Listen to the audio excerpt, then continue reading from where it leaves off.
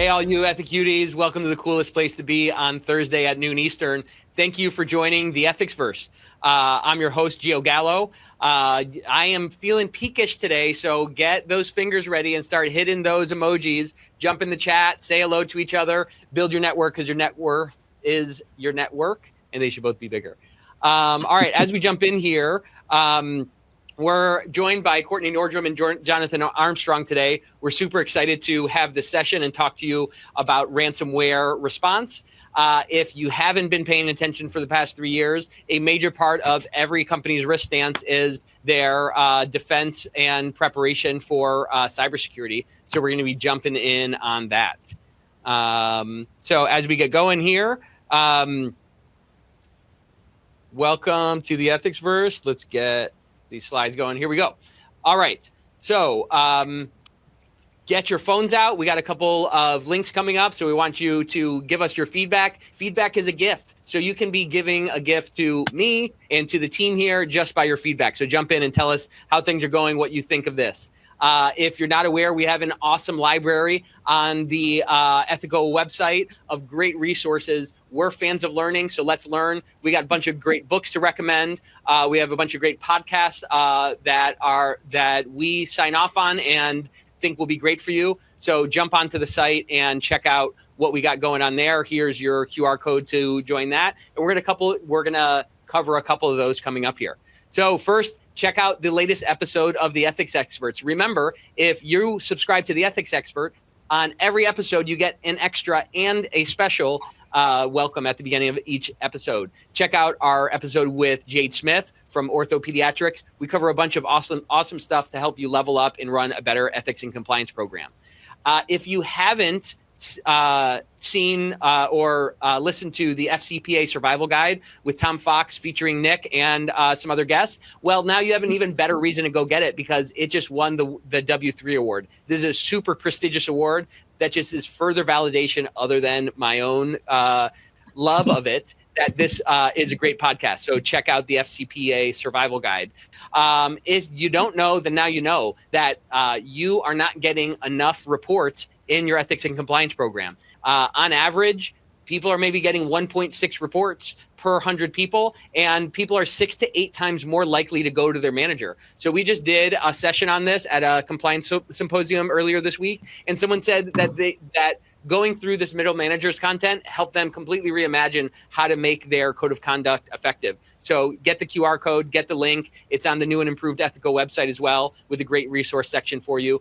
Great way to leverage your program without a bunch of extra budget to engage your middle managers as champions.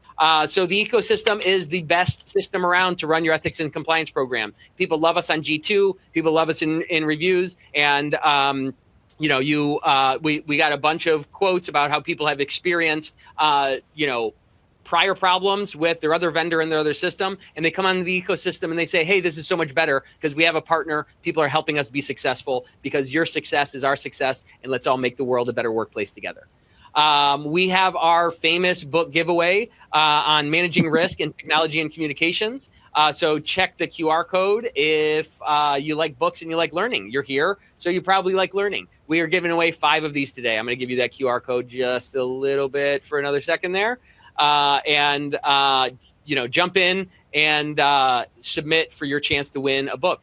You guys should know Hema by now. Hema Lomax was on the Great Women in Compliance podcast. She brings a lot of great mindset and life coaching perspectives to building a better career and a better compliance program. And now she has the podcast Unless. She has her own platform, and she's genius, guys. You got to check this out. Listen to a couple episodes, subscribe to it, and see the great stuff that Hema's going to be dropping here. If you were not at SCCE, then you probably don't know there's a new cool swag shop for people in compliance. They got shirts and mugs and buttons and stickers and all of that. So check out the SMQ shop for some compliance merch. If you love making a difference in the world through compliance, then you're going to love the cool stuff that they got there. The Ideation Station is a culture builders network on LinkedIn. If you're not in this group, you guys are missing out. Join the group. You'll get more of the stuff in your feed. You'll network better with other people that are bringing great ideas to building culture in their program. And if you haven't seen, there's a director and head of privacy job listing for Scion. Mary Shirley is the chief compliance officer over there. She wrote this great book, Level Up. And check this out if you or someone you know might be interested in building their career as director and head of privacy at Scion. Final message here at Ethico, we want you to do a better job. That's why we do the Ethicsverse. That's why we help in as many ways as we can. And one way that we're helping is we're providing up to 1 year of free service on any new service that you or your team adopts. So that can help you, defray the cost and save your budget. That can help you overlap your services so that you can, do a smooth transition, or just help you make a better case for the ROI that you're bringing to your team. Up to 1 free year of service on any new service with Ethico, just because we love you that much, and we're going to keep doing it. All right, so we want to welcome Jonathan Armstrong to the show today. Jonathan's an experienced lawyer that advises multinational companies on risk and compliance and ethics across Europe. He's also a Fordham Law professor. He's teaching a postgraduate program, and he advises on compliance and technology. Jonathan, welcome to the show, man. Thanks very much. Thanks for plugging my old book as well. The rare ones are the unsigned ones, so people should pitch in. Yeah, exactly. Jump in. You got to get that book. And also we have the wonderful, the inestimable Courtney Nordrum here. She's the Vice President of Regulatory Counsel and Chief Compliance Officer at Deluxe. Deluxe is a payments and technology company. And in her position, she oversees their compliance and ethics program, policy development, hotline management, investigations, and a bunch of other things. And beyond what she does, she's got some great experience on our topic today on cybersecurity. And she's just a joy to have on the show. I'm so looking forward to hanging out with you, Courtney. Welcome to Ethicsverse. Thank you. I love the post-apocalyptic helmet, making sure I have my lipstick on in the apocalypse. Very important things. It is important, and just know if it ever goes down, you're going to look great doing it. So yes. We can at least hope that. Well, that's the comfort. That's really all the comfort I need. Yeah, exactly. Great. And I'm Gio. I'm co-CEO here at Ethico. Someday maybe I'll look like that. We'll work on that. I've spent a bunch of my career helping companies grow, build better cultures, and build better ethics and compliance programs. I'm involved in a bunch of things, building our technology and our software and our culture here at Ethico. And I'm excited to be here today. Glad to be here, guys. All right. So now we are going to talk about surviving a privacy breach on 3 continents, how it happened, and how we live to tell the tale. So this is real life advice. Like I said before, cybersecurity is one of the fastest growing concerns and the fastest growing risk vectors around the economy and in your program. So there's going to be a bunch of experience here that can help you drive how you can better build your program and better manage your risk and improve the ROI in your culture of compliance. So standard disclaimer. Some people here are lawyers, not this guy, but they're not your lawyers. So nothing is legal advice or should be construed as such. So take it for what it's worth. We're learning here. Okay. This is not advice. All right. So let's get into the eye of the storm. Take it away, Jonathan and Courtney. Great. So little intro, Jonathan and I survived a data breach on 3 continents together. I like to say I survived because Jonathan existed and helped me survive. That's not a plug for him or his law firm necessarily, but it totally is.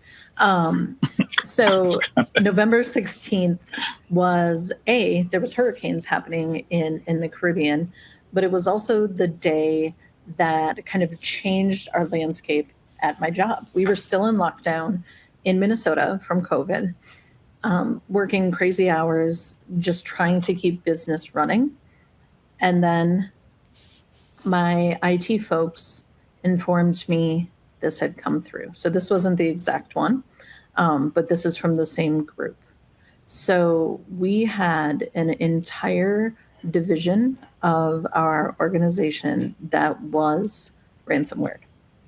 That division we have since divested from, so we no longer are in business in that area, but it was for hosting. So similar to GoDaddy or when you buy a URL or buy a website, you buy the hosting with it. So $10 a year, $12 a year, up to thousands, depending on how much traffic you have and how much data you're hosting. We sold those services, and we sold those services all over the world, including Australia, Europe, and throughout North America. this was the first kind of dance we had with ransomware. Ours, they were asking for, this example has 2,500 US dollars. They were asking for $1 million and they gave us 24 hours. The absolute first thing I did was to call Jonathan. And it was a really good idea because he talked me down from it. Our backups and our main servers were 100% encrypted. It was servers and products in 3 major areas across the world, supporting things like healthcare websites where people can go and get their insurance payments, and a lot of general retail. We had no way to get to any of this data. And in some places, we didn't even know what data was encrypted and what wasn't. For 3 days, we didn't know if they were still in our system. So this is, I think, an accurate representation of what I looked like when the IT folks called. It was terrifying. And of course, it was like a 10 p.m. on a Friday night, because isn't that always the case? So first thing I did is call Jonathan. Jonathan says, okay, tell me where the data is. And basically I went, we think it might be here. We think it might be here. We've got some here. We've got some there. And we knew immediately that because the kind of ransomware that we were going to need to report in some jurisdictions. So one of the things I did, and I have had a relationship with Jonathan for years and years. He's both advised and been a friend for more than a decade. And so having someone I knew I could call already set up made it easy. I called, it was probably 4 a.m. in London, and took my call and said, basically, how can I help? His law partner at the time also got on the calls. They first and foremost said, okay, we got this, right? Like, you're going to be okay. This sucks a lot and it's going to suck for a while, but we got this, and we're going to take care of this. And B then said, how can we help not only in our jurisdiction and others? Because we were dealing with North America, Europe, and Australia, and timelines in each, some as soon as 72 hours after the breach was discovered. There was a lot of time management. And so they decided, or they asked if they could handle the European Council as well as the Aussie Council. So I didn't have to worry about the time zones there. So that was great. So then I know I have one point of contact who's arranging everyone else. But I will tell you, even with that, everything felt like chaos. I think by day 2, it was 20 to 21 hours of straight working. And then I got on a call with Jonathan to give him an update, and I cried. I admit it, I'm not the girl who cries at work normally, but it was so stressful and there was so much going on that I was at the end of my rope. Because that happened. I mean, Courtney, one thing I'd say there is that's not an unusual reaction. I think the difficulty is, for most people, when they experience a breach like this, it's the first thing like this they've ever experienced. I've just had the CEO of a vendor who supplies my client break down in tears on the phone as well. And I guess we all have to say to ourselves, it's okay not to be okay in a situation like this. And I mean, you're very brave, as always, talking about the incident, very brave talking about your emotions, but you weren't as bad as many clients we see in terms of preparedness. You know, I think my high watermark is having a breach where everything was locked down. They couldn't even contact people within the business.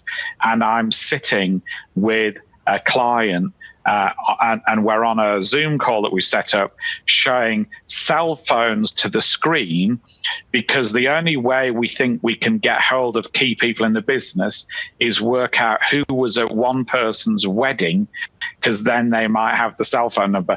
So we're literally scrolling through wedding photographs on Instagram to try and get a crisis team together. So if you think you were in bad shape, you're in the upper quartile. We didn't involve wedding photographs at all this time. There was no social media stalking needed. And to your point, there are now services, and many of your insurance companies, your corporate insurance companies, will provide these services for free that have everything's been taken offline. You can no longer securely communicate with each other. They have services it's like a separate app. I don't know how it works because I'm not a tech genius. I'm sure Jonathan does, but those are things that you can look into and have that as a backup. I personally have a printed out emergency list of all the phone numbers I could ever need, and it's in my backpack at all times. Just in case. I can't rely on technology. There's 3 people in our company who have this list on us at all times. Like if I go on vacation, I've got the list. The list lives with me. And so yeah, lesson learned there, huh, Courtney? So I wonder if, I imagine there are a bunch of people in the audience today that have had varying experience. They know a friend who's gone through it. They've been around one as a junior person. They've led one themselves. Talk to us a little bit about how prepared you felt going into this, right? You have a crisis plan.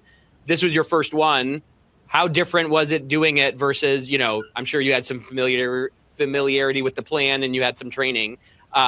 Maybe how much of a consolation was that, or how much was it like, this is my first time in the pool? So we've had a crisis plan. We've had a crisis plan since before I worked for my organization.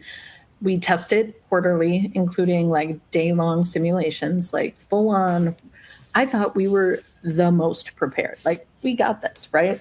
It's fine. We'll call the lawyers. We'll do the things. It'll be good. And then approximately 12 minutes into it, I was like, we are not prepared. I don't know what to do. Right? Like, everything has gone sideways. But one of the first things that Jonathan asked was, okay, what's your crisis plan? Let's go to your crisis plan. And it was, okay, here are the steps, right? Like, you do this, then you do this, then you do this. And it was very similar to me on how they train militaries, right? Like, so you write it down and you train on it so you don't have to think about it while you're in it. And so to me, it was like, oh, I actually have this plan. Was it perfect? No. Has it gotten better? Absolutely. Did we learn from it? Absolutely. And so it was, having the crisis plan was important. Being able to rely on it was important, but not as important as in the early days, getting the right people in the room. So you got to get the right people in the room who can make the decisions, right? And if that's legal, that's corporate comms, that's your PR firm, that's the CEO or the board, if it's big enough, right? You need the decision makers in the room making the decisions, because with things like this, and particularly with privacy breaches, they don't give you a lot of wiggle room, Europe and the UK. They give you hours, not weeks, to determine what's gone on and then report, to self-report. And so if you don't have the right decision makers in the room, then you're not going to be able to move quickly enough. On top of that, you need the business folks in the room to tell you what the heck is happening from a business impact standpoint, right? So we're offline. We can't sell anything in this space. Everybody is tweeting about it.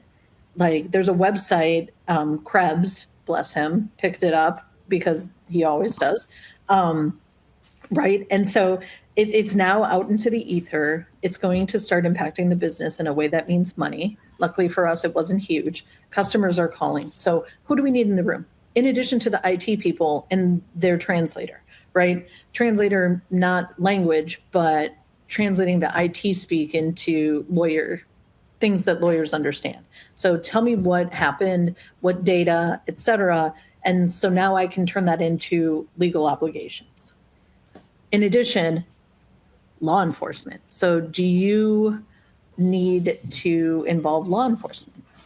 And that's going to be part of when you start assessing what's happening. So first question Jonathan asked, and I'll let him speak on this a little bit, was, okay, there was something bad happened. What data was it? And Jonathan, can you speak a little to why that matters? Yeah, I will do. Yeah. And let me just touch on one thing on the team as well. Sometimes you don't have the internal resources you need. Oftentimes, you don't have the type of cyber response people you need. You need to engage them. Often businesses think they've got the right person for PR, the right person for comms. Often they're not the great person either. You know, I've been involved in not this breach, another one, where the internal PR team said, "We've got this. We'll make sure it's in every paper tomorrow."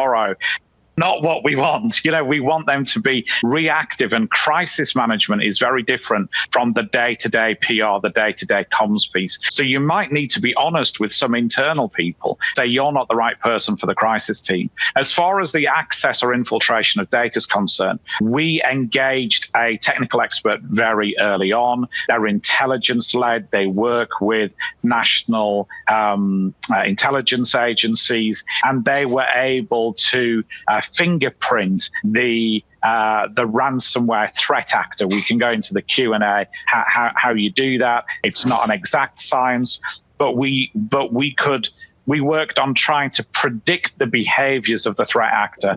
What were they likely to have done? Where were they likely to go next? And it's like a game of 3D chess where we're trying to work out their next move and respond. And at this stage in an investigation, you really need almost three teams. You need a technical team that's looking at response. You need somebody who's looking at the comms piece. You need somebody who's looking at the litigation strategy, and some of that will interlink as well. And obviously you need the business as usual people looking after customers, responding to questions. And obviously all of that hits the roof as well, contact with call centers. So you've got to look at FAQs, you've got to look at process, and obviously we were involved in quite a lot of that. And I would say this, wouldn't I? Call the lawyers, I think, is the next topic we're going to discuss. I would say this, wouldn't I? It's really critical how you structure all of that. We've just had a case in Australia where the CEO is on the spot. She says, you know, we're going to commission forensic experts. They're going to look into this. The journalist says, are you going to share the report? She says, yes, of course we are. Privilege just went. So, and now they're in litigation. They've been ordered to hand over the report because the CEO said that, and it's a dual purpose report rather than solely for the purposes of the litigation. So you've got to structure this. You know, wherever there is harm, lawyers with claims follow. And this is definitely the case we had here. Within about 24, 48 hours of this becoming public, I think we originally were dealing with 5 different threats of litigation, 2 in Australia, 2 in the Netherlands, 1 in Scotland, pretty aggressive and getting out of the blocks very quickly. So you've always got to be prepared for that litigation threat. It isn't like the old days when that would come at the end of a matter and that would come in 2 or 3 or 4 months' time. We've seen portals set up and running from a Friday breach by Sunday evening. So the litigation lawyers are very quick out of the blocks now. And I think you've got a timeline that tells us a bit about that, Courtney. I do. So it was a few slides ahead. We'll go back to the other slides. But since Jonathan mentioned it, I built this timeline. This is what happened. So the attack was November 16th. We told the FBI on November 17th. We told our insurance companies, which is very important, on the 18th. We told our customers and reported in the EU on the 19th. And then we got the first lawsuit on the 20th. So 4 days over a weekend, and we were being sued. Not only that, so this is December 2020. We didn't know we were, I'll say, out of the woods until March 2022. And you can see when we got the formal AU declination, that's when we could take the risk from this off our books, right? When we could stop actively worrying that there was going to be something to come from this.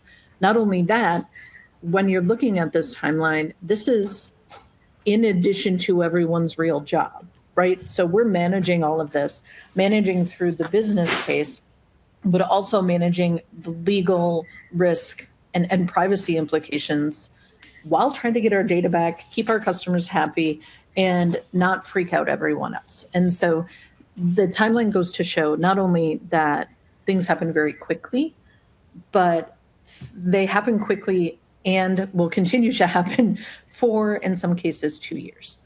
I'm going to go back. So excuse me going back on the slides to talk about kind of how we made it through. One of the things so just as we get into that, Courtney, I appreciate you kind of jumping to that. I think, we've been underscoring a few things so far, just the emotional toll that it can take and that roller coaster that you're on, the importance of your preparedness, getting the right people in the room and calling the lawyers, because there's so much of this that is unscripted, right? Even as prepared as you can be, right? I think you guys did a lot of things right up front. You had a plan, and it was still like 2 years of follow-up on it. And, to what Jonathan was saying, there are a lot of things that you might not know or your team might not know, right? Like I'm sure that CEO that Jonathan mentioned didn't realize like the implication that commitment and that comment would have, which is just why, it underscores how important it is to educate yourself, be prepared, get the right people around you, whether that's just networking and, having friends that can help you and having great lawyers like Jonathan and his team.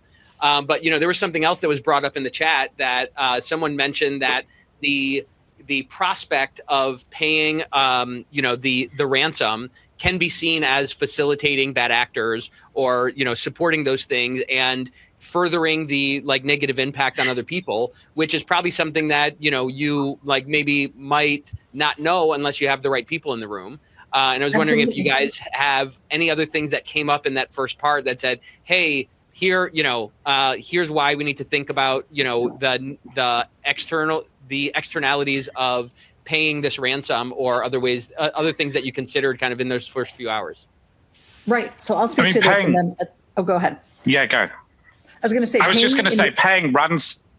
Sorry. Go. After you. Paying ransom is like betting on roulette. Because you don't know who you're paying the ransom to. Many of the ransomware threat actors are now sanctioned by the US or the UK government. Some of they'll want money in crypto. Some of the crypto mixers are also sanctioned.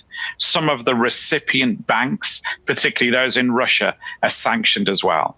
So you don't want to walk out of a ransomware attack into a sanctions violation. So number one, you've always got to look at the legal side. You've got to look at the morality. Are you comfortable funding the North Korean missile program? Is that something you're proud of? Are you prepared to tell your stock exchange that if you're listed on the stock exchange? Are you prepared to tell your customers? Are you to tell your employees, hey, we've decided to fund a missile program in North Korea? Because that's what you might be doing. And then obviously in some countries, there can be some criminal consequences as well. You could get involved in money laundering type issues. So for most of my clients, they've changed the default setting. The default setting is we will never pay ransoms. But Gio, to your point, it's absolutely something that you should build in your wargaming scenario. It's absolutely the discussion you should have in advance. And you should have that discussion with your board as well, because obviously they have to set the risk tolerances. But as I say, paying, it's probably even worse than roulette, because you've probably got a 1 to 3 chance of getting it right. It's not evens. Yeah, I do pretty well at roulette, so maybe I would have taken that. So I'm glad you clarified that. For us, we start at default, right? Default is no pay. We're a publicly traded company. The FBI has come out and DOJ has said just don't pay ransomware, right? You're giving money to criminals at a bare minimum. Some of those criminals do really, really horrible things. And you could end up on the list of suckers who pay ransomware. And then I think it's something like 65% in the US of companies that pay ransomware get ransomware again in the next 18 months. Correct. Because they go on the list of people who open their checkbooks, right? I'm not going to advise on whether to pay or not. That is for individual companies and individual boards to determine. That's not what I'm here for. But to Jonathan's point, have a plan, have a default. I built an actual decision tree, and it doesn't ever say pay on it, but it says here are the things you should consider. So if you're the electric grid in North America and you've been ransomwared and nobody has electricity, people are going to die.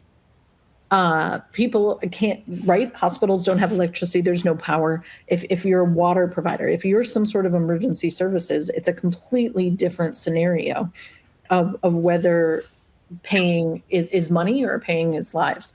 And so it's hard, but have a default position and then have a list of all of the things that you need to think about while you're making that decision.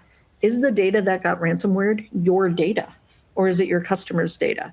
Or is it data you have via contract?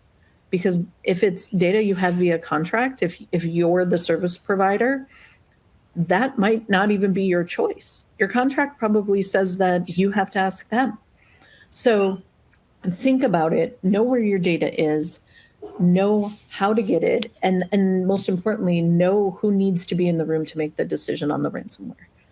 Part of the first day activities we did is Jonathan's partner at the time drafted an action plan for us. Within 24 hours, we had a detailed, I think it was like 14, 15 pages, Word document, actual action plan. And what it had on it was not only what was happening, but everybody had a box. There was a task and a name assigned. There was a task and a name assigned. And so on our side, we were able to literally just go on a checkbox, right? Like they created for us exactly what we needed to do. Once again, it was like, we're going to take the emotion out of it. We're just going to complete these tasks, get the information we need to get in a prioritized way, right? So at the top, we do the stuff that has to get done right now. We assign responsibilities because if there's a task that needs to get done and no one's responsible for it, it's never going to get done. We had a ledger of what actions were taken, what emails, what comms, right? So we can keep an accurate flow of what happened during not only the event, excuse me, but our response to it. And then made sure we were communicating in real time. So because we had established privilege, which is kind of a tricky legal subject, even trickier in Europe than it is in the US, we were real time keeping Jonathan and the team informed about everything. So that allowed them to do the administration, update the task list, keep the ledger, and do all of the background pieces so we could fight the fires and get the information on our side. And finally, there was like, at the end of our task list was, here's the stuff we're going to have to think about when the fire is out. Like when we're sorting through the ashes, here's what we're going to have to do, because it doesn't end once the fire is out. And so it was incredibly helpful to have someone guiding us with a to-do list of what needs to be done, how it needs to be done, and who needs to do it in order of priority. And then also taking the notes and doing the ledgering and documentation of all of it on the back end, because it took that off of our responsibility and was incredibly helpful. To that point, let me just say, I was just going to say, let me just say one more thing on the action plan, because as you know, I'm a super fan of it.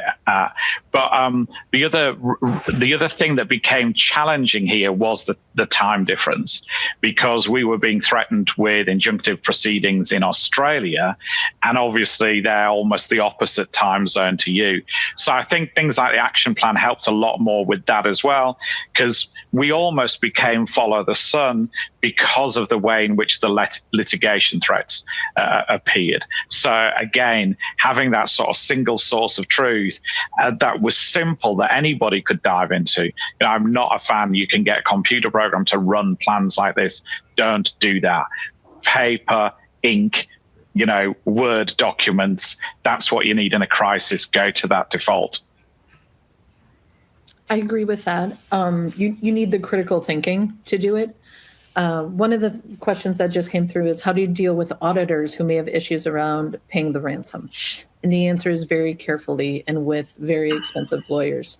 The paying a ransom is never going to be a universal decision, right? There's no company that says everybody voted yes, we should pay, or everybody voted no, we shouldn't. It's just doesn't exist. right? And so when you're dealing with your auditors, whether they be regulatory or financial, you have to be honest with them about why you paid. And there are justifiable reasons to pay things, right?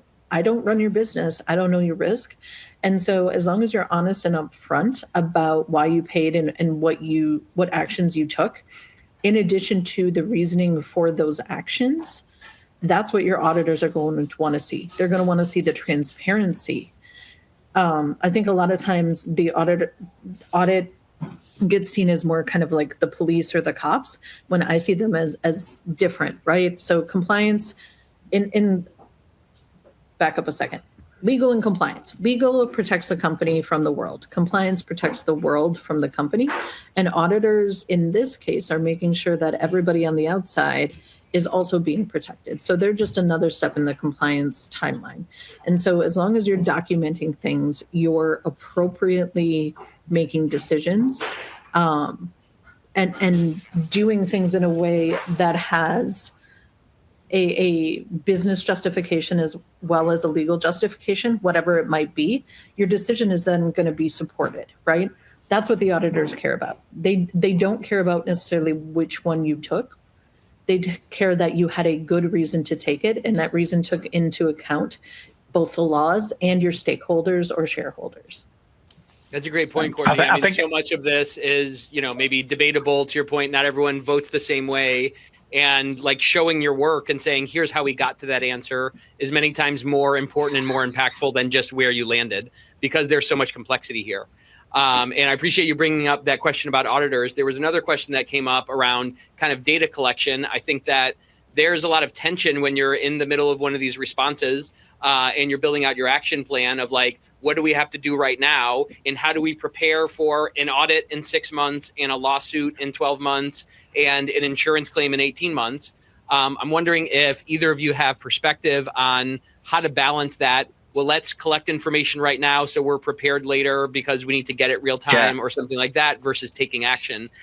Like, how do you consider those, potentially conflicting efforts? I mean, I can start on that. And let me just say a little bit on the auditor question as well.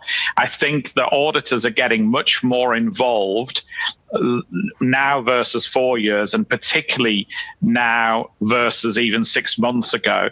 I think the Joe Sullivan case has highlighted that a bit, but SolarWinds as well. And I know some of those charges aren't around anymore, but there's definitely a nervousness. Definitely, if you're a public entity, the auditors are going to want to know about this. Their lead non-exec director is going to want to know about this. And that's challenging, right? Because quite often, let's not make a big point of this, but the lead non-exec director is often not a tech native white male. And so you're going to have to educate them in some of the technology involved as well as the risk. And don't underestimate that challenge. As far as gathering data is concerned, then you have to gather data real time. And I think there's a luxury of litigation threats, used to appear 12 months, 18 months time. They appear now. The insurers will want almost like a real-time commentary on what you're doing. In Courtney's case, the insurers were on some of the calls as well, and they wanted to know what was going on. So whenever the liability, I don't know if we're giving exact figures, but if the liability is a big enough number, then they'll want to be on calls. And insurers will do their own math. And they'll get to a number in cases like this of 50, 60, 70, 80 million US. So they want to be on every call because that's what their exposure is saying. That's what their spreadsheet's saying. So you have to gather data real time. So how we do it, as well as building the action plan, we're also building a chronology. So we're cataloging actions, who's ticked them off. We're also calculating when we find stuff, when we know stuff, and we're sharing that with regulators because as Courtney's timeline shows, we're involved with regulators pretty early on because we had to be. So we're involved with the UK regulators very early. We're sharing information with them. We have specialist support from law enforcement. We're sharing information with them. We're encouraging them to share information with regulators as well if they're unsure. And then we're hitting these reporting deadlines. Europe first under GDPR, then Australia.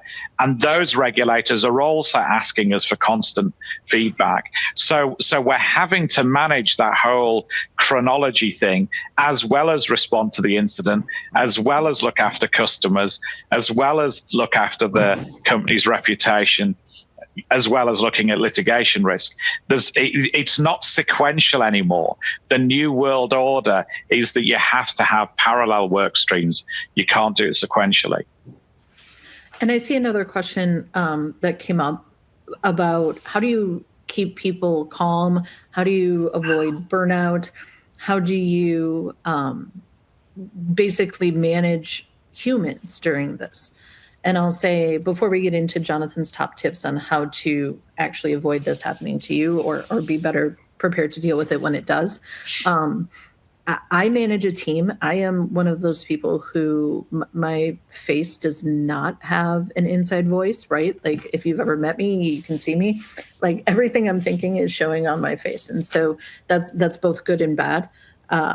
But one of the things I think is really important is authenticity, right? You sit down with your team and you say, this is hard and it's going to be really, really hard and it's going to just stink and it's going to stink for a bit.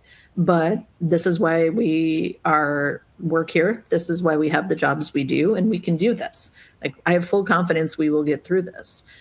It's not going to be our most pleasant couple of weeks, but we can absolutely do it. That, making sure that people are taking care of themselves, making sure people are eating, making sure people are sleeping, actually check on people. We were in lockdown, but in now the post-COVID world, I would definitely take time just to say, hey, how are you doing? Do you have a cup of coffee? What do you need? Do you need to go take an hour nap? Like, right? You got to make sure people are taking care of themselves before they can do any work. Because if you're exhausted and burnt out, you're not thinking clearly anyway. And so I don't need you helping me make decisions. And finally, I think offload as much as you can. Right? So in our organization, we have a team that is project managers. All they do is manage projects. We grabbed one of those, and then we took advantage of Jonathan and our Canadian counsel and our US counsel and said, everything you can do that, because we're going to do what we have to do. And we're going to, honestly, we're just going to pay you to do everything else. You're going to make the task list. You're going to coordinate with Australia. You're going to do the writing of the EU notice letters, and we reviewed everything, but we literally put as much work into other people's hands as we could in order to manage doing all of it. Because my team, I have 5 people on my team now. I had 4 then. That's not a very big team. And we were basically juggling between IT, legal, our ELT, insurance, all of the pieces. And so it's really important that ransomware is going to be expensive. And so you have to be prepared to write a check, even if you don't want to. But when you're thinking about it, give tasks to the people who don't work for you, right? Do you have outside counsel? Ask them to do things. Can you get a forensic firm in there to do the IT? Ask them to do things. Your insurance people are going to be doing whatever they're doing. PR. Do you have a PR firm engaged? Because your internal comms people or external comms probably don't really know what to say exactly unless they have it practiced. So offload as much work as you can, because the work that you're going to be doing is stressful and there's going to be too much of it. Now I'll pass it to Jonathan. I appreciate you sharing that, Courtney. Oh, go ahead, Jonathan. Yeah, I just had one thing, share good news. I think we had one regulator tell us very early on, we think your handling of this is exemplary. And they didn't have to reach out and tell us that, but they did. And then we shared that with the team pretty quickly. And so I think that, that's almost affirmation that they're doing a good job also helps the team. And like I said almost at the start, it's okay not to be okay. There is a cycle. When the adrenaline goes, then people get teary and stressed and not disengaged, but disorientated. And Courtney was great at reaching out a hand to those people and looking out for them, and that's critical. Yeah, that's a great point, Jonathan. And Courtney, I appreciate you being, authentic and vulnerable with your team and sharing that with us, but also doing that here on the Ethicsverse with us, because, this is something that you can prepare a lot for, but also you can't fully prepare for. And, it's called a ransomware attack, and your team can actually feel like they're under attack, for a long time. This isn't just a couple days. This was on your radar for 18, 24 months, something like that. And we as leaders need to understand that. And to your point, this is not the time to try to minimize budget. And this is not the time to try to put it all on your shoulders and say, I can probably just eat all of this stress for the next 18 months. This is a time to lean on your network, lean on your people, and bring other people into the team to offload some work or to give you some perspective or whatever it is, because there's kind of not a bound to this, right? There's not a hey, if we just do this well enough for 2 weeks, then it'll all be done. You have to just kind of keep working through it, and that's just a great insight, Jonathan, to share that good news, right? It can feel like we're not out of the woods, so we still got to keep looking at that risk and keep kind of fighting back that darkness. But giving people that perspective when it can feel like you're under attack and you haven't won the battle yet, letting them know that they're doing a good job and we're doing as good as we can and we're in this together can really help manage that emotional toll. Thanks for sharing that, guys. It's so important. Yeah. And so Jonathan's got some top tips here. I know we're getting close on time, and we're happy to share these slides as well. And I'm sure Jonathan's happy to discuss with people on LinkedIn and everything else. But sure. A lot of what I'm seeing in the chat is about how do we prevent this from happening? How do we not become subject to this? Well, P.S. You're going to. It's not if, it's when. Everybody's going to get attacked in some way with some sort of privacy breach. It may not be ransomware. And so the best thing you can do is try to prepare as best you can. It's the first aid kit to have in the car kind of thing. So first thing is be a bad target. And Jonathan can speak to this. It's a lot of IT. It is, yeah. So we always look at what we call technical and organizational measures. So that's in GDPR as well. And it's about trying to, put up the best resistance. So for ransomware, that'll be things like phishing training. Don't buy that from some dingy corner shop phishing training provider on price. Look at the quality of that training. A lot of people are still training on, African phishing scams. The world is more sophisticated than that. So train on phishing, look at multi-factor authentication, look at things like partitioning your systems and hardening devices and all sorts of good stuff like that. But again, you'll need your CISO, you'll need your security people involved in that. You should have a plan. We talked about that already. As Courtney says, you need to rehearse that plan. You need that whole muscle memory thing. You need to try and select the team in advance. And we've talked about that team makeup and how that might not be just the regular Joe or the regular Jane that you've got who normally covers that stuff in good times. You'll need to know regulators. Obviously, the regulatory regime for any multinational business is very complex. Regulators move at different paces. And by the way, they move to their tune, not yours.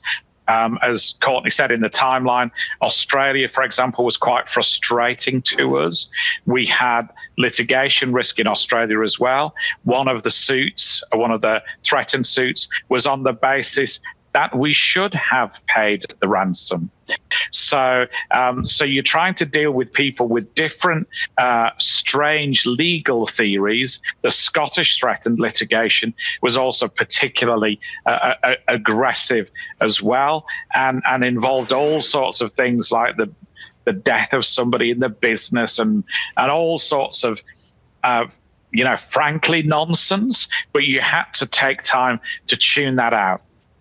And as I say, regulators can be frustrating, both in terms of not listening or taking time, but you've obviously got to know that in advance. You've got to have a strategy. We've talked about this already. Rehearse that with the board. We've talked about training and rehearsing regularly. We've talked about careful communications, particularly around privilege, particularly about having detailed FAQs so that people in your call center, contact center, if you're a retail environment, people in the shops, if you're an office environment, people on reception, they have to be included in the comms plan as well and know what to say. Loose words sink ships. You have to be prepared for audits after the event. Again, we've talked about that. We've talked about the litigation strategy. And then I guess the last thing on the slide is never stop learning. So as Courtney said, we had loads of things on the bottom of the action plan. When this dies down, then we'll think about. So that might be stuff like new training. That might be stuff like changing those processes and procedures. It might be beefing up your technical and organizational measures. But every day is a school day when you're involved in a ransomware situation. So always capture that learning and you will improve. People, the good news is that some people do have 4 or 5 or 6 ransomware attacks, but they get progressively better at responding each time. If you rehearse, you can take some of that, real life learning and do it in a safer environment. But you do need to keep changing your processes and procedures. Obviously, post this breach, there is new regulations coming in the EU, NIS2, DORA, which have sort of mandatory relearning and in some cases reviewing your plans every year or whatever. That's always a good strategy to adopt. So I think we've rattled through the slides, Courtney. Yeah. As for the never stop learning, I saw a couple of questions like, should you have a ransomware policy? Should you have this? And the answer is, I don't know, because I'm not in your business, but it probably makes sense, yes, to have a policy that says, here's what we're going to do. And here's how we're going to decide what to do. One of the things that I think is really, really valuable as well is going through simulations. If you're in the US, the FBI will do simulations. All of the auditors like Big Four will do simulations. Secret Service, I think, does ransomware simulations as well, in addition to like FSISAC and a bunch of independent organizations. Get some actual people in to do a simulation and walk you through it, not only with you and your teams, include the IT teams, include executive leadership and the CEO. And I highly recommend doing a board simulation. Yeah. Because the board can actually bring the people into the room and the board can see how the sausage is made and have a deeper understanding of the context behind how the decisions are made on the management level. It is really important also that to the never stop learning that you're always staying up to date on the attacks, right? So your IT team, there's 0 day happening all the time. It's almost always like someone didn't do a patch. Or there was a bug fix, and that's how you end up taking down a multi-billion-dollar company, right, from ransomware. And so constantly staying vigilant, but also having conversations with your leadership about this is what will eventually happen. And so avoiding talking about it does nothing. Like, let's talk about it. Let's have a plan. It might get uncomfortable and we may not like the answers, but it's better to have that conversation now than under the stress of millions and millions of dollars of fines and lawsuits. Correct. And the other thing I'd say about involving the board in rehearsals, I think every single client who's done that has been given more resources as a result. Once the board are staring at potential person liability, then they get more interested, more engaged. And don't nickel and dime on those rehearsal sessions. I think there are resources out there. My concern about that is quite often they're training you for the wrong event. Whenever we do training for clients, we're picking real events that have happened within the last 6 to 8 weeks. You need to train on now, not yesterday, not March, not 2022 or whatever. You need to train on up-to-date scenarios that are likely to apply to you. Otherwise, people switch off and say that's not going to happen to us. So focused training absolutely works, and you will get more budget as a result. Yeah, that's a great point, Jonathan. Yep. I mean, this landscape is changing so quickly, right? To your point, if you're doing a training that was written 18 months ago, then the threat actors here, they're making new plans every couple of weeks. They're trying new stuff. AI is facilitating different phishing attacks and all of that kind of Correct. stuff. And you need to keep learning, and not just learning once a year, because 6 weeks, 6 months later, you might have a vulnerability. And I would encourage everyone to think about just index to the cost of cybersecurity insurance. Cybersecurity insurance, depending on what industry you're in, has been going up 50 to 300% a year across different areas. So if you're still spending the same amount of your time, of your budget, of your focus, preparing for and hardening yourself against cybersecurity attacks than that you were 2 or 3 years ago, then it's probably not enough. And to the earlier point of knowing your team, you got to look around your organization and your network and your vendors and your advisors and counsel to find out what allies you have, right? I'm sure your CISO would love to get some support and say, hey, let's go both do a simulation with the board. I'm sure there might be some people on your board who have seen this at another company and said, yeah, we did this over here. It was great for us. And you need to build that team before it's there, because the risk of this is so kind of unbounded and hard to predict that you got to make sure that you're ready, have your allies, have your plan, have your training, and make sure you're staying on top of it, because, as prepared as Courtney was and as great as Jonathan and the rest of the team were at doing this was still a very hard thing. So I've never heard someone say, hey, I wish I was less prepared for that attack. Yeah. And it's not going to make it, there's nothing you can do to make it not happen to you. I think you can try, but this is, it's going to happen. The best thing you can do is be prepared when it does, right? I'm going to liken it to a snowstorm, right? I live in Minnesota. We're going to get 4 feet of snow in 24 hours at some point. So I make sure that my furnace is working, and I make sure that I've got gas in the car and the right tires on and all of those things. Is it going to prevent everything? No. But is it going to give me A, comfort in that I'm preparing, and B, I know now what to do, right? So talk to people, do simulations, and I think it's really important to have connections with counsel in case you need them, right? Mm-hmm. I was able to pick up the phone and have someone answer the phone because I had already made that connection. It wasn't Googling who's the best privacy lawyer in the UK or Europe. I didn't have to do that. I didn't have to go out to a network and ask, who should I go to? I knew who that was already.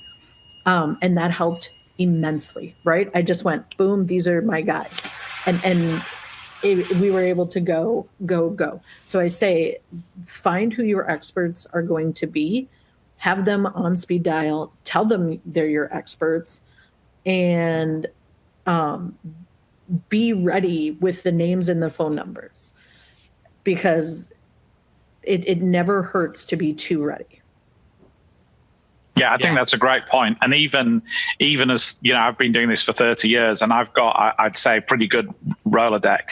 But for example, I can remember trying to find, wrong to single a nation out, but trying to find a sober Italian security lawyer on a Friday night. And listener, I will share with you, I was on call 7 before I found somebody I thought sober enough to help.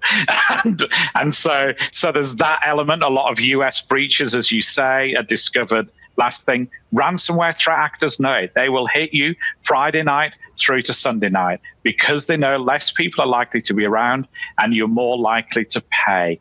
They're very good at metrics. They'd make great compliance officers because they can assess risk and they can, in their case, exploit it.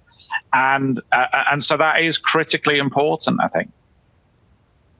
And let me just make one other point as well, very quickly. Most of the breaches I'm seeing at the moment, it's the vendor who's been breached, not your own systems.